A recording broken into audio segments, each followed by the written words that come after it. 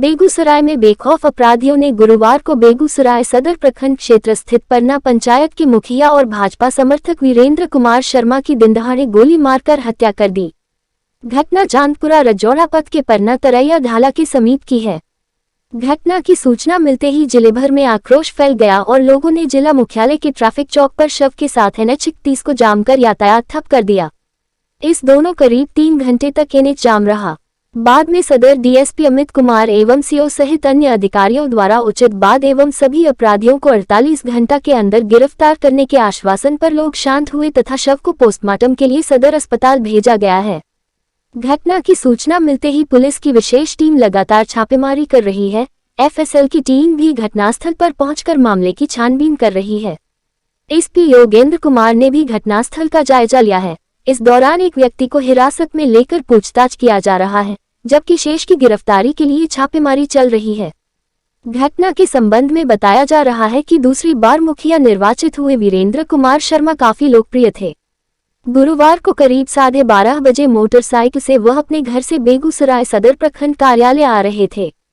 इसी दौरान चांदपुरा रजौड़ा पथ पर परना सांख ढाला के स्थित चिमनी के समीप 2 मोटरसाइकिल पर सवार 4 अपराधियों ने घेर लिया तथा ताबड़तोड़ 6 गोली मार दी, जिसमें 4 गोली मुखिया की छाती में लग गई। गोली की आवाज सुनते ही दौड़े आसपास के लोग उसे लेकर बेगूसराय पहुंचे, जहां चिकित्सकों ने मृत घोषित कर दिया। इसके बाद लोग आक्रोशित हो गए और शव को पोस्टमार्टम करवाने के बदले स्ट्रेचर पर ही लेकर ट्रैफिक चौक पहुंच गए तथा सड़क जाम कर दिया। मृतक मुखिया के परिजनों का कहना है कि वीरेंद्र कुमार शर्मा ने 2016 के पंचायत चुनाव में तत्कालीन मुखिया को 49 वोट से हराया था एवं 2021 के पंचायत चुनाव में उसी व्यक्ति को 18 वोट से हराया, जिसके कारण राजनीतिक प्रतिद्वंदिता चल रही थी और इसी राजनीतिक को लेकर हत्या की गई है।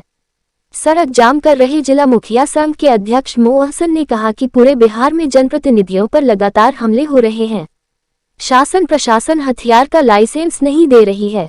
सरकार जनप्रतिनिधियों की सुरक्षा और मान सम्मान की बात करती है, लेकिन हमला पर रोक लगाने की उपाय नहीं कर रही है, जिसके कारण आज बेगूसराय में अपराधियों ने लोकप्रिय मुखिया की हत्या कर दी। मृतक की पत्नी को सरकारी नौकरी और 50 लाख मुआवजा मिले। घटना में शामिल सभी अपराधियों को तुरंत गिरफ्तार किया जाए। सांसद प्रतिनिधि और भाजपा नेता अमरेंद्र कुमार अमर ने कहा कि बेगूसराय की विधि व्यवस्था बदहाल हो गई है। बेखौफ अपराधी दिन रात वारदात को अंजाम दे रहे हैं। आज दिनदहाड़े हमारे कार्यकर्ता मुखिया की सरेआम गोली मारकर हत्या कर दी गई। इस गिरती विधि व्यवस्था को हम सब बर्दाश्त नहीं कर सकते हैं।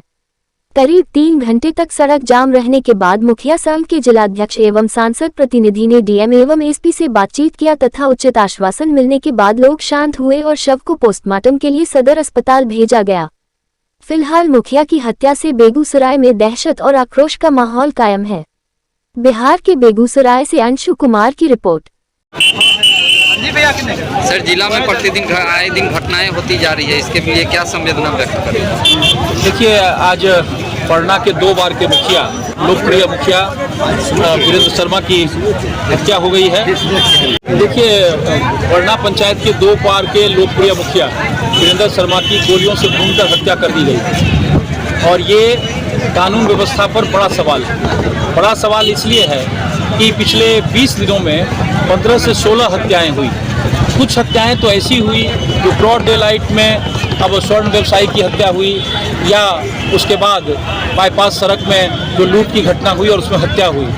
ये सब सवाल ऐसा है जिसमें आम शहरी की सुरक्षा, आम लोगों की सुरक्षा पर एक सवाल खड़ा होता है। इसीलिए हमने कहा है कि पुलिस बेखौफ अपराधियों के सामने पौना हो गई है और ऐसी परिस्थिति में आम लोगों के सुरक्षा का बड़ा सवाल है और इस सवाल का जब तक हल नहीं होता है, जब तक सख्त कार्रवाई नहीं होती है, जनता इसी तरह से सड़क पर रहेगी। और आने वाले दिनों में भी यदि बेगूसराय के कानून व्यवस्था की स्थिति ठीक नहीं हुई तो बड़ा जन आंदोलन होगा, जनता सड़क पर होगी और इसकी संपूर्ण जिम्मेवारी जिला प्रशासन की होगी। आज क्या हुआ? आज वीरेंद्र शर्मा की गोलियों से भूनकर परना से आगे एक चिमनी है, वहाँ अपराधियों ने हत्या कर दी।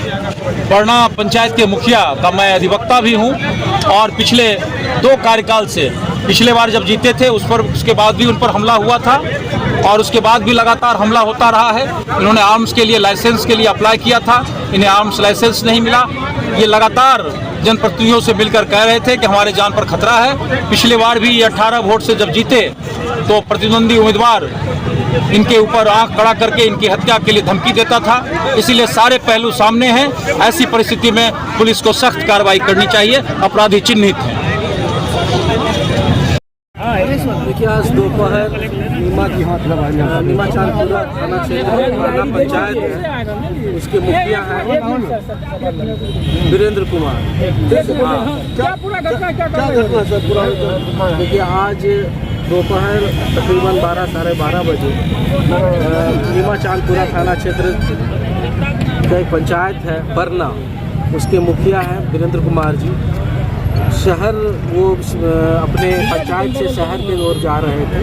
मुफस्सिल थाना क्षेत्र में एक सोना चिमनी भट्टा, वहाँ पर किसी अज्ञात लोगों के द्वारा गोली मार करके उनको घायल किया गया और जब वो इलाज कराने हेतु सदर अस्पताल आए तो वहाँ उन्हें मृत घोषित कर दिया गया। प्रथम दृष्टया मामला निकल क्या सामने आया सर? देखिए, जो भी सस्पेक्टेड हैं, जिन पे उनके घर वाले और वहाँ के लोगों के द्वारा सूचना दी गई, छापेमारी लगातार जारी है और इस छापेमारी के क्रम में एक की गिरफ्तारी भी हुई और हमें उम्मीद है कि अगले 24 घंटे में और भी कई लोग जो सस्पेक्टेड हैं उनकी गिरफ्तारी हो जाएगी।